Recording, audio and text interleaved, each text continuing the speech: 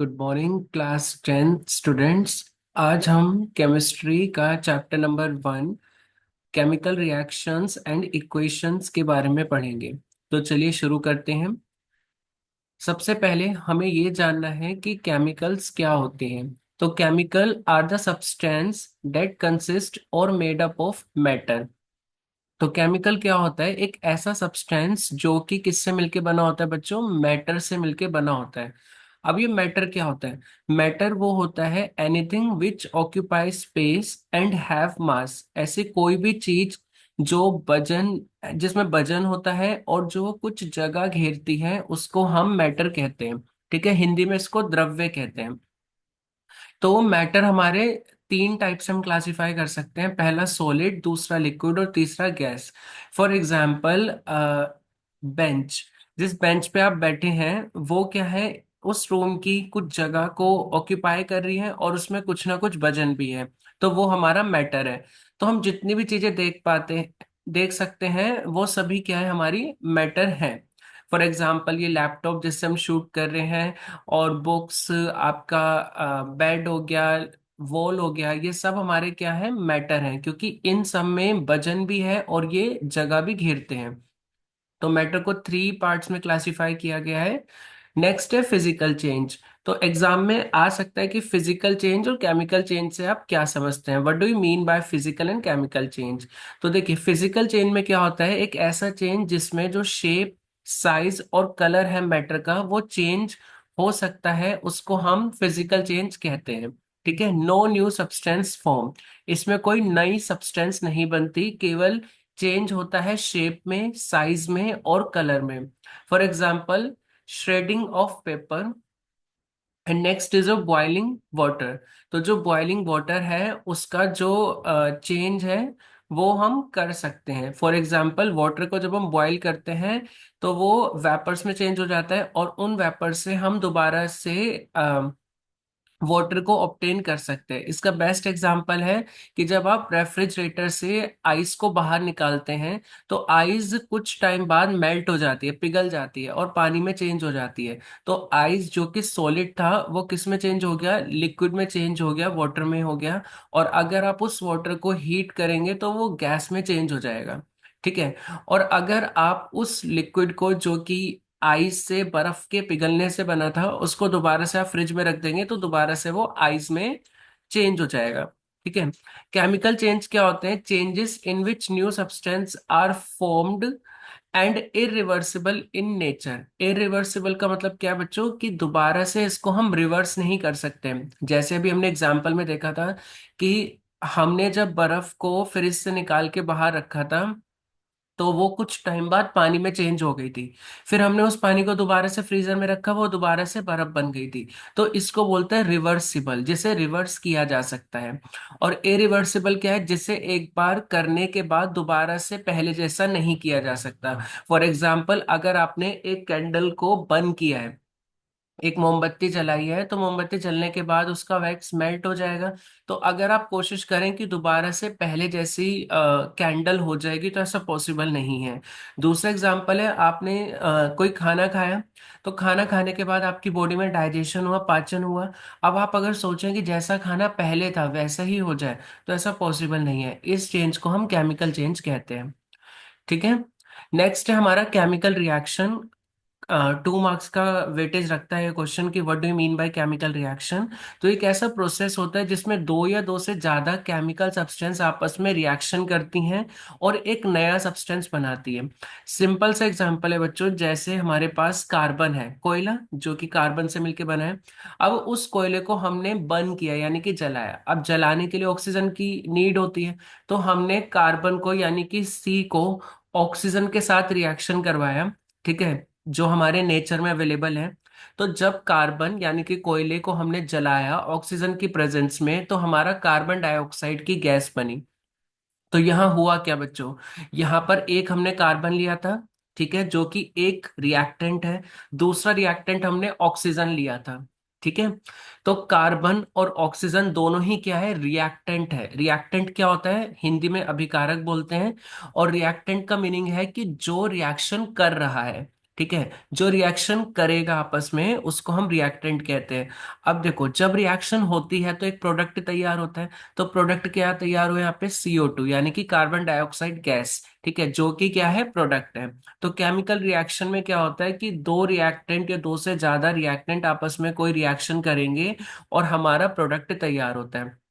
Example है, magnesium और oxygen ने आपस में रिएक्शन किया और मैग्नीशियम ऑक्साइड तैयार हुआ। तो मैग्नीशियम और ऑक्सीजन जो स्क्रीन पे दिख रहा है आपको, A और B से डिनोट किया गया है, इनको हम रिएक्टेंट कहते हैं और C हमारा क्या है? प्रोडक्ट है। ओके। नेक्स्ट है हमारा characteristics of chemical reaction. UP board में क्वेश्चन आया है तो आपको पता होना चाहिए, डायरेक्ट यही क्वेश्चन आता है बच्चों कि केमिकल रिएक्शन क्या होती है, इसकी कैरेक्टरिस्टिक्स को लिखिए। तो कैरेक्टरिस्टिक्स का मीनिंग होता है क्वालिटीज बेसिकली, या हम इसको कह सकते हैं गुण कह सकते हैं, प्रॉपर्टीज कह सकते हैं कि केमिकल रिएक्शन की प्रॉपर्टीज क्या है। तो इसकी पहली प्रॉपर्टी है कि चेंज इन स्टेट, इसमें स्टेट में चेंज आता है। स्टेट क्या होती है? अभी लेक्चर स्टार्ट करने से पहले देखा था, मैटर की तीन स्टेट होती है, सॉलिड, लिक्विड और गैस। तो ये हमारी स्टेट होती है। तो अगर किसी रिएक्शन में स्टेट में चेंज आ रहा है, यानी कोई चीज जैसे सॉलिड से लिक्विड हो रही है, लिक्विड से गैस हो रही है, तो वहां पर केमिकल रिएक्शन होता है। जैसे हाइड्रोजन जो कि H2 है, उसने O2 ऑक्सीजन के साथ रिएक्ट किया, रिएक्टेंट कहलाते हैं। ये दोनों ही गैसियस फॉर्म में था, यानी कि गैस है। हाइड्रोजन भी गैस है, ऑक्सीजन भी गैस है। और आपस में रिएक्शन करके जो बना वो क्या है? H2O, यानी कि वाटर बना। और वाटर क्या होता है? लिक्विड होता है। तो हमने क्या देखा है? यहाँ गैस से लिक्विड तैयार हो रहा है, इसीलिए यहाँ पर स्टेट में चेंज आ रहा है, और ये हमारा केमिकल रिएक्शन का एक कैरेक्टरिस्टिक होता है। नेक्स्ट है चेंज इन कलर। तो हमने लैब में एक्सपेरिमेंट किया था, ये वीडियो लैब वाली हमारे चैनल पे अवेलेबल है, आप उससे देख सकते हैं। तो चेंज इन कलर का मीनिंग क्या है कि कोई केमिकल रिएक्शन कराने के बाद उसके कलर में चेंज आ रहा है। For example CuSO4 copper sulphate जो है, उसकी रिएक्शन Fe यानी कि आयरन के साथ कराई। तो आयरन बच्चों मोर रिएक्टिव है देन कॉपर, कॉपर से ज्यादा क्रियाशील होता है आयरन। तो आयरन ने क्या किया? कॉपर सल्फेट के पास गया, वहां से कॉपर को उसकी जगह से हटाया और खुद सल्फेट, सल्फेट मतलब SO4 के साथ बैठ के FeSO4 बना लिया और कॉपर को साइड कर दिया, Cu को अलग कर दिया। तो ये जो FeSO4 है, क्योंकि Fe हमने लैब में केमिकल में देखा था कि आयरन का कलर कैसा होता है? ग्रीन होता है, तो यहाँ पे कलर में चेंज हुआ है। Next evolution of gas. Evolution of gas का एग्जांपल है जैसे जिंक ग्रेन्यूल, ये सेम एक्सपेरिमेंट हमने साइंस लैब में किया था बच्चों, अगर आपको याद हो तो। जिंक ग्रेन्यूल, हमने जिंक लिया था और उसे टेस्ट ट्यूब में हमने एक एसिड लिया था, हमने लैब में HCl एसिड में परफॉर्म किया था ये वाला रिएक्शन। तो जब भी हम किसी मेटल को एसिड के साथ रिएक्शन करवाते हैं तो वहां पर हाइड्रोजन की गैस निकलती है और हमारा सोल्ट तैयार होता है। ठीक है, तो यहाँ पर ये इवोल्यूशन ऑफ गैस है। नेक्स्ट है चेंज इन टेम्परेचर। तो जब हमने एक्सपेरिमेंट कर रहे थे लैब में तो टेम्परेचर में चेंज आया था जब मैंने आपको टेस्ट ट्यूब को टच करवाया था। तो अगर किसी भी केमिकल रिएक्शन में रिएक्शन होने के बाद टेम्परेचर में चेंज आता है तो वो भी हमारा एक क्वालिटी होती है केमिकल रिएक्शन की। अब कुछ रिएक्शन ऐसी होती है जिनको हमें हीट देना पड़ता है रिएक्शन करवाने के लिए। फॉर एग्जाम्पल जो हमारी FeSO4 की रिएक्शन है, ठीक है, तो उन रिएक्शन को जिसमें हमें हीट देना पड़ता है उनको हम एंडोथर्मिक रिएक्शन कहते हैं। एंडो यानी कि देना पड़ रहा है हीट, और जिस रिएक्शन में रिएक्शन होने के बाद अपने आप हीट बाहर निकलती है उसको हम एक्सोथर्मिक रिएक्शन कहते हैं। ठीक है। नेक्स्ट है फॉर्मेशन ऑफ प्रेसिपिटेट। प्रेसिपिटेट क्या होता है? जो व्हाइट कलर का सब्सटेंस टेस्ट ट्यूब के नीचे बैठ जाता है। एग्जाम्पल लेड नाइट्रेट को हमने लिया, PbNO3, लेड नाइट्रेट बच्चों। पोटेशियम आयोडाइड को लिया हमने, ठीक है, Ki, पोटेशियम आयोडाइड। तो हमारा क्या बना? लेड आयोडाइड बना, जो कि PPT है। PPT का मतलब है प्रेसिपिटेट बना। प्रेसिपिटेट मतलब टेस्ट ट्यूब में नीचे व्हाइट कलर का इकट्ठा होके ये बैठ जाएगा, और पोटेशियम नाइट्रेट इसके साथ में बना। ठीक है। अब है केमिकल इक्वेशन। तो देखिए अभी हमने देखा था केमिकल रिएक्शन में क्या होता है, दो रिएक्टेंट आपस में रिएक्शन करते हैं, एक प्रोडक्ट तैयार होता है।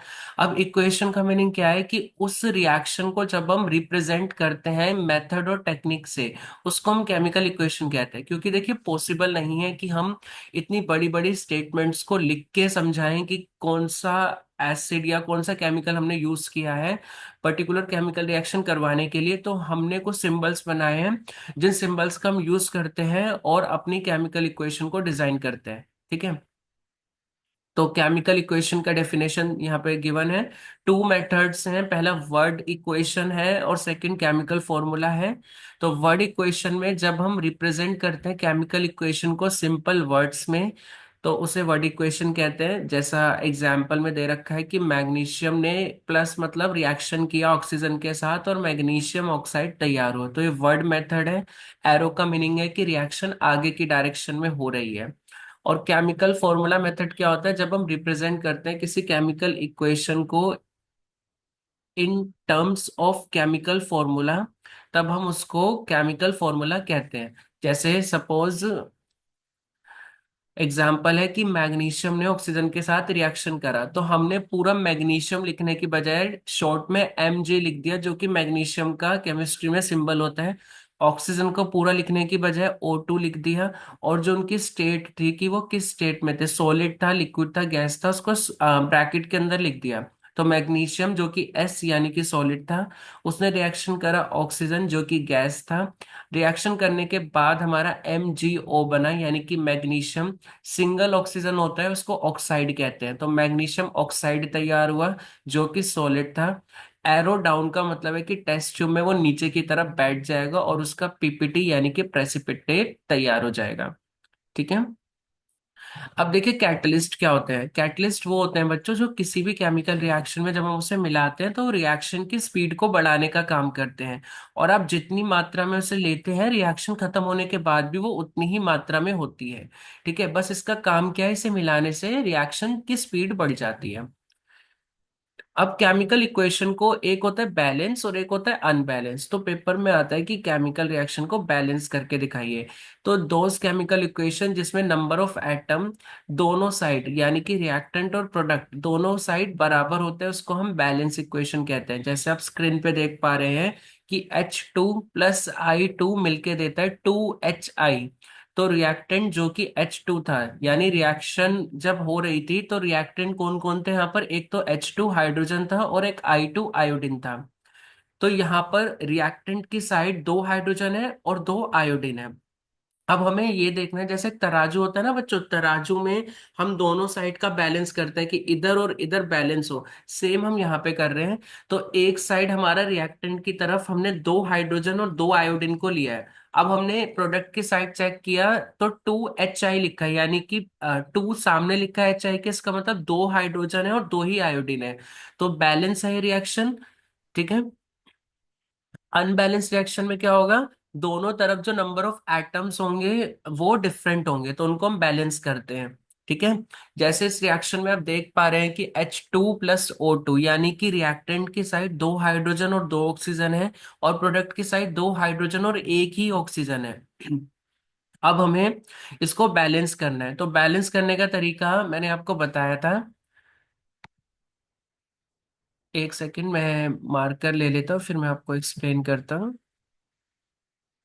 तो जब हम बैलेंस करते हैं तो हाइड्रोजन यहाँ पे दो है रिएक्टेंट की साइड और प्रोडक्ट की साइड भी हमारे दो ही हाइड्रोजन है। रिएक्टेंट की साइड दो ऑक्सीजन है लेकिन प्रोडक्ट की साइड एक ही ऑक्सीजन है। अब हमें इस एक ऑक्सीजन को दो करना है। तो कोई भी चेंज जो हम केमिकल रिएक्शन में करते हैं उसे हमेशा आगे की तरफ लिखते हैं। तो मैंने आगे की तरफ क्या लिख दिया बच्चों, 2 लिख दिया। अब आगे की तरफ 2 लिखने से क्या हुआ कि जो मेरे हाइड्रोजन है प्रोडक्ट की साइड यहाँ पर 2 × 2 = 4 हाइड्रोजन हो गए और 2 ऑक्सीजन हो गए। ठीक है, यानी प्रोडक्ट की तरफ मेरे पास 4 हाइड्रोजन हो गए। ठीक है। और मेरे पास दो ऑक्सीजन हो गए।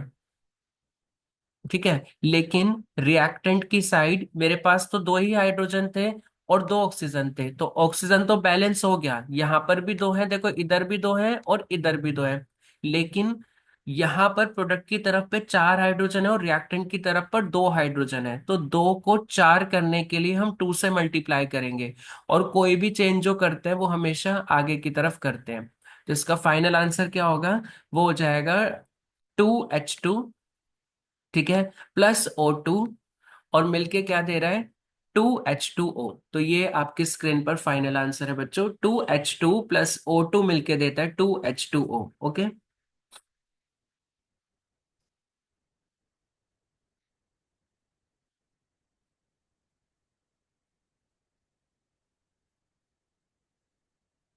ठीक है, नेक्स्ट है हमारा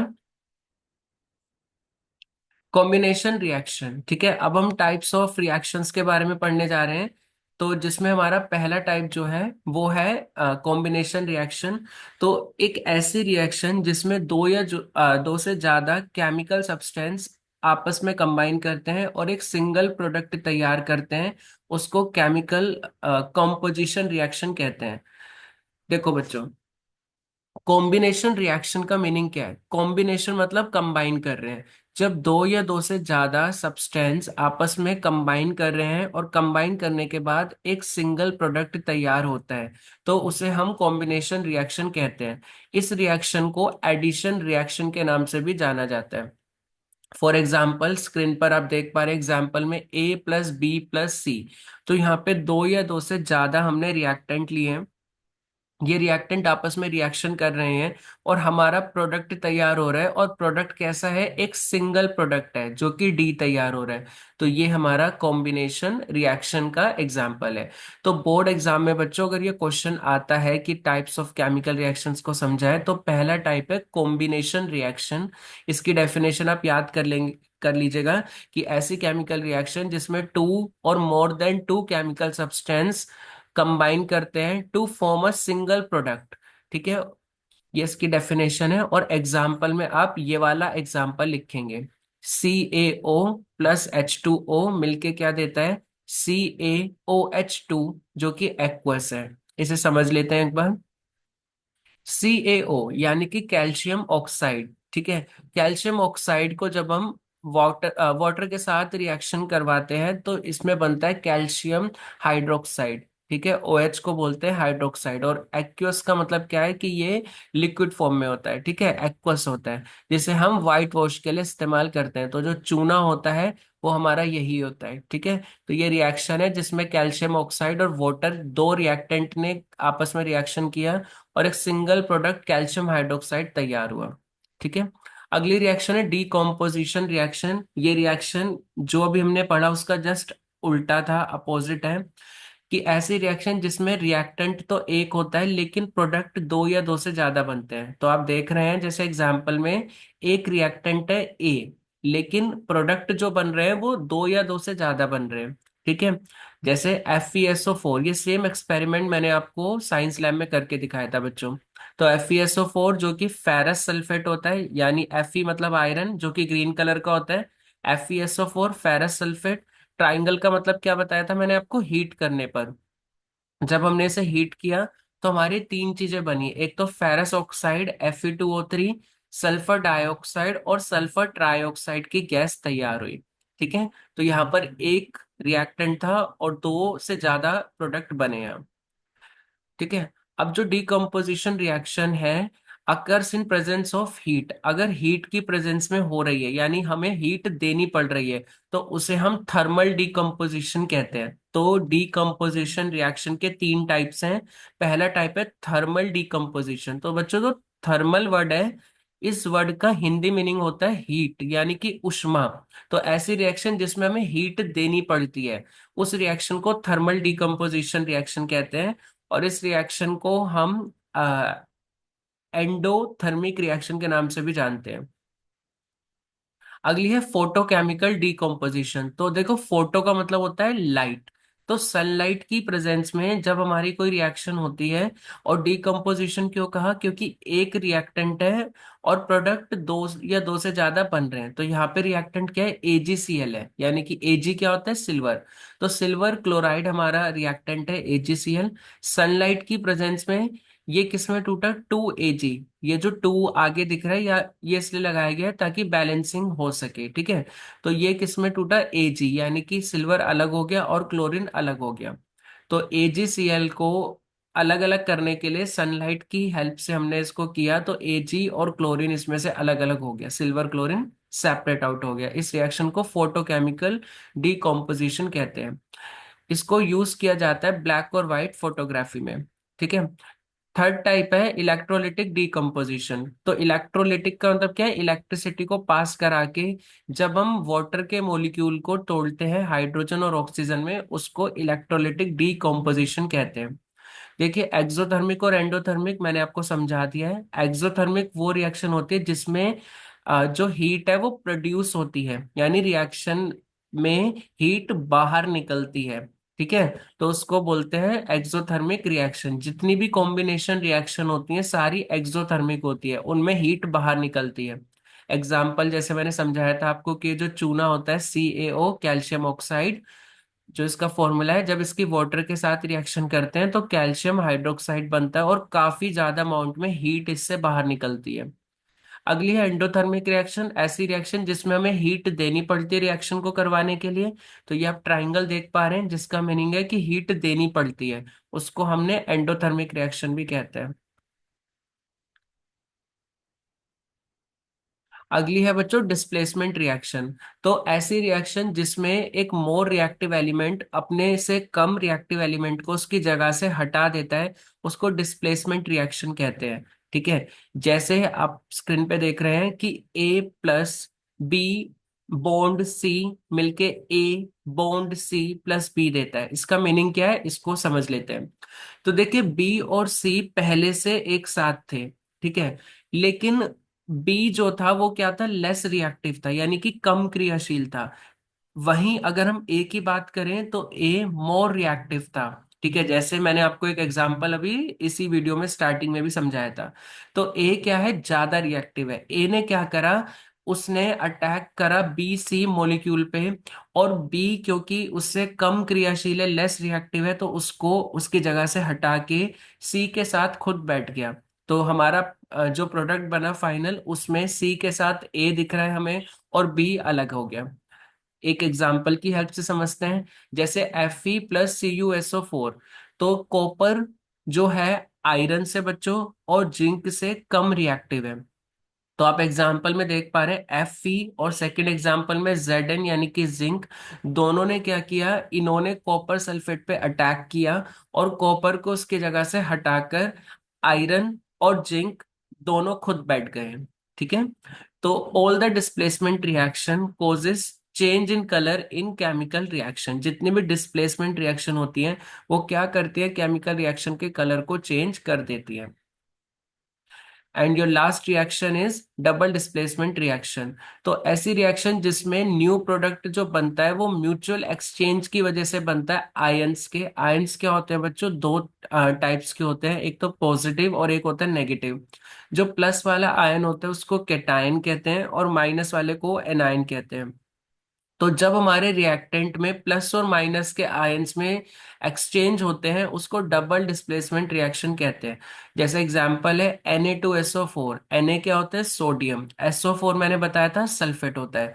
तो सोडियम सल्फेट जो कि लिक्विड फॉर्म एक्वस फॉर्म में है, और BaCl2। Ba होता है बेरिलियम, तो बेरिलियम क्लोराइड ये भी एक्वस फॉर्म में है। अभी आपस में रिएक्शन करेगा तो Na2SO4 किस में टूटेगा, 2Na+ और SO4 2- में टूटेगा। मैं आपको लिख के एक बार समझा देता हूँ रिएक्शन को।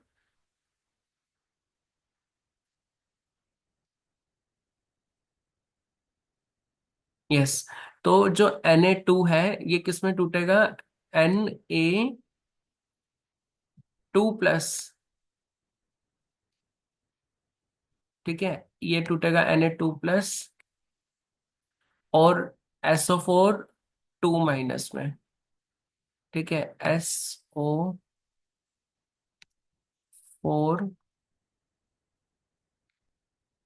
2-, ये इस पे चार्ज है SO4 के ऊपर 2- का।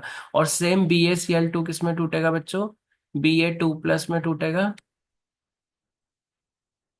Ba2+ और 2Cl-, क्योंकि क्लोरीन पर एक माइनस का चार्ज होता है तो दो क्लोरीन होंगे, 2Cl-। अब यहाँ पर क्या होगा, यहाँ का प्लस इस वाले का प्लस, यानी कि Na2+ जो है वो रिएक्शन किसके साथ करेगा, इसके माइनस के साथ करेगा, 2Cl के साथ रिएक्शन करेगा। क्योंकि देखो सॉरी, यहाँ पर Na के ऊपर ना बच्चों एक प्लस का चार्ज होगा। Na पे एक प्लस का चार्ज होता है। ठीक है, इसे मैं ठीक कर देता हूँ। एक Na पर एक प्लस का चार्ज होता है। हम्म, Na प्लस, क्योंकि दो Na है इसीलिए टू हमने आगे की तरफ लगाया। अब ठीक है, तो यहाँ पर Na प्लस जो कि दो है और Cl- दो है, ये आपस में क्या करेंगे, रिएक्शन करेंगे और क्या बना लेंगे, टू NaCl बना लेंगे। ठीक है, तो ये बना लेगा टू NaCl। और NaCl क्या होता है हमारा, सोडियम क्लोराइड, जिसे हम डेली लाइफ में नमक की तरह इस्तेमाल करते हैं। ठीक है, और जो बचा हुआ इसका जो प्लस है ये वाला, और जो इसका माइनस है, ये आपस में कंबाइन कर लेंगे। ठीक है, तो ये आपस में कंबाइन करके क्या बना लेंगे, ये बना लेंगे BaSO4। ठीक है, तो ये बन जाएगा BaSO4। तो क्या समझ आया आपको यहाँ पर डबल डिस्प्लेसमेंट रिएक्शन में, इस रिएक्शन में जो हमारे रिएक्टेंट हैं वो प्लस माइनस में टूट जाते हैं। मैं दोबारा से एक्सप्लेन कर देता हूँ आपको। जैसे कि Na2SO4 जो कि होता है सोडियम सल्फेट, ये किस में टूट गया बच्चों, 2Na प्लस। आपको याद करना है इन चीजों को। ठीक है, तो अच्छे से समझने की कोशिश करिए, इंपॉर्टेंट भी है काफी है। Na2SO4 सोडियम सल्फेट है, ये किस में टूटेगा, 2Na प्लस में टूटेगा। SO4 टू माइनस में टूटेगा। ठीक है, वहीं हमने जो दूसरा रिएक्टेंट लिया है BaCl2, वो टूटेगा Ba2 प्लस और 2Cl- में।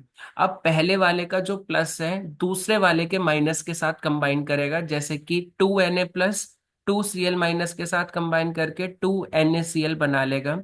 Similarly Ba2 plus SO4 to minus के साथ मिलकर BaSO4 बना लेगा। तो यहाँ पर हमारा सोडियम क्लोराइड यानी कि NaCl और BaSO4 बैरियम सल्फेट तैयार हुआ है। इस रिएक्शन को हम डबल डिस्प्लेसमेंट रिएक्शन के नाम से बच्चों जानते हैं। ठीक है,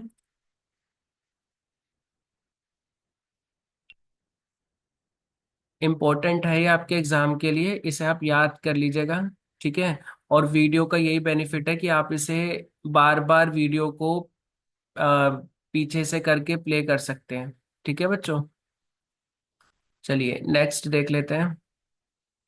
लास्ट टॉपिक है बस, ऑक्सीडेशन एंड रिडक्शन रिएक्शन। इसको रिडॉक्स रिएक्शन के नाम से भी जानते हैं। अगर एग्जाम में क्वेश्चन आए कि बच्चों आप what do you mean by redox reaction, तो देखो रिडॉक्स में क्या है, मैं आपको एक बार लिख के बता देता हूँ।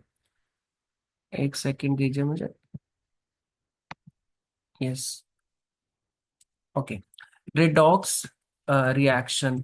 तो देखो बच्चों, जो रिडॉक्स रिएक्शन है इसमें जो रेड लिखा है ना, ये स्टार्टिंग का जो रेड लिखा है, इसका मतलब होता है रिडक्शन। और जो ये ऑक्स लिखा है इसके स्पेलिंग में, इसका मतलब होता है oxidation.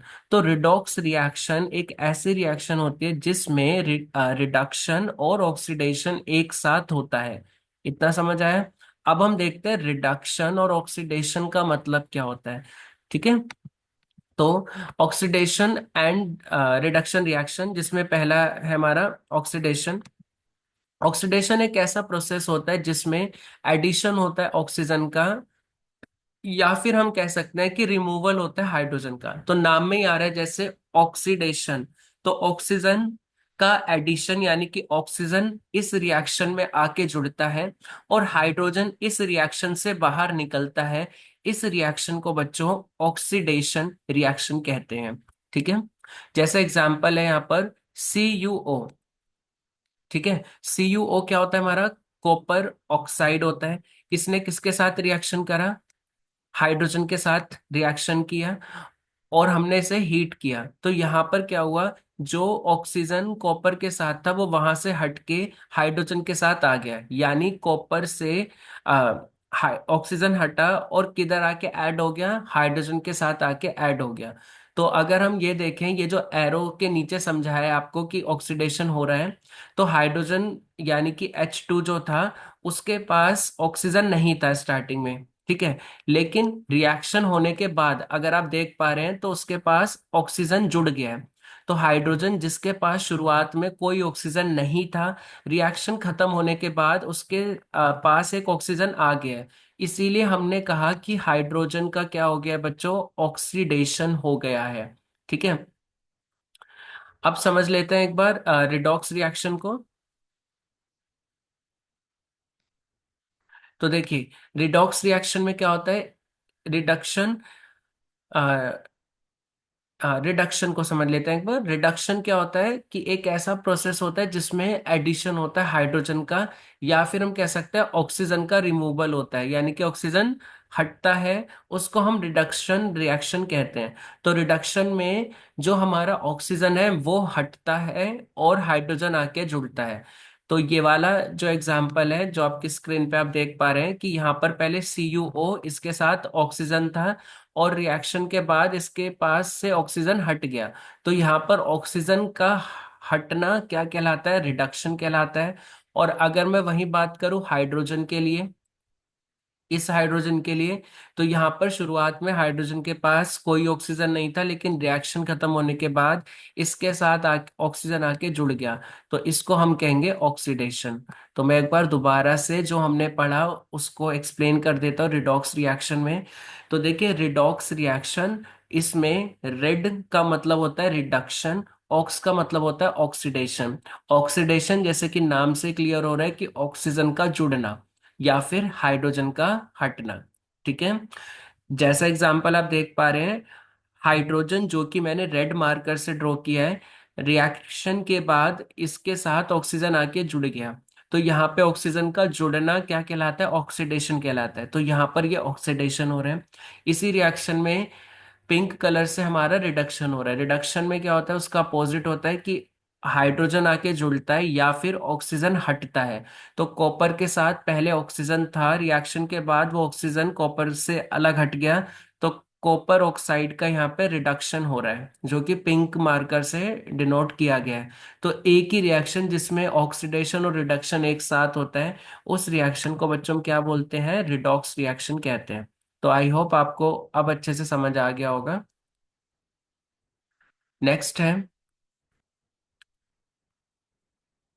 Effect of oxidation and reduction reaction के क्या क्या इफेक्ट होते हैं। तो पहला है कोरोजन और सेकंड है रेंसिडिटी।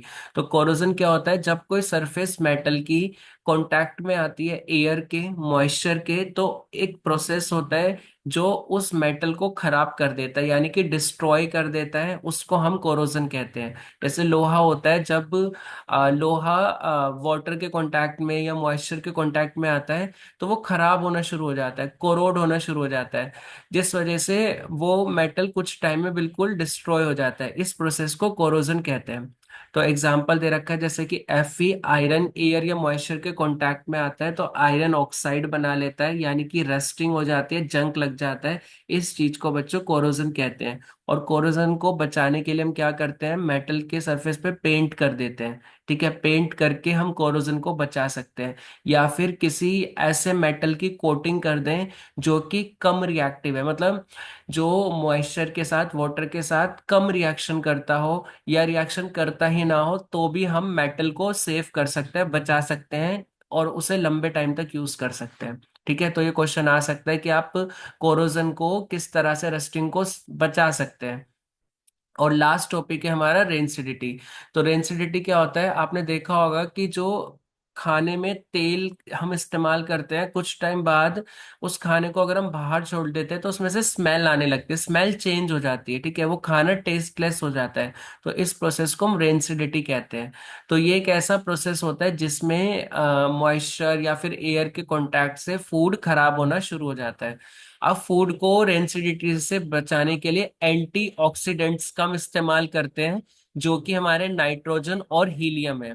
ठीक है। Measures to prevent rancidity of food, हम उसे क्या क्या कर सकते हैं, रेफ्रिजरेटर, फ्रिज में रख सकते हैं क्योंकि वहां पे ठंडा एनवायरनमेंट मिलता है और खाना लंबे समय तक हम सेव कर सकते हैं। ठीक है। या फिर एयर टाइट डब्बों में रख सकते हैं ताकि उस वो ऑक्सीजन के साथ रिएक्शन ना कर पाए। इन सभी तरीके से हम फूड को ज्यादा लंबे टाइम तक सेव कर सकते हैं। तो इस चैप्टर में बच्चों बस इतना ही है।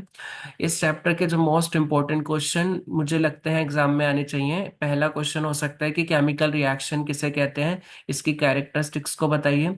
दूसरा क्वेश्चन हो सकता है एग्जाम में आए कि टाइप्स ऑफ केमिकल रिएक्शन को एक्सप्लेन करवा सकता है।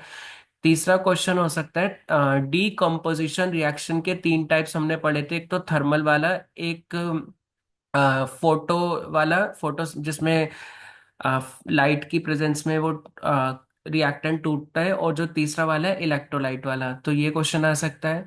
अगला क्वेश्चन आ सकता है रिडॉक्स रिएक्शन किसे कहते हैं, और एक्सोथर्मिक और एंडोथर्मिक रिएक्शन में क्या डिफरेंस होता है, और रेंसिडिटी कोरोजन पे क्वेश्चन आ सकता है। ठीक है, बैलेंसिंग पे क्वेश्चन आ सकता है। तो ये सारे क्वेश्चन इस चैप्टर से एक्सपेक्टेड है। Thank you so much. Please like, share, and subscribe the channel. Thank you.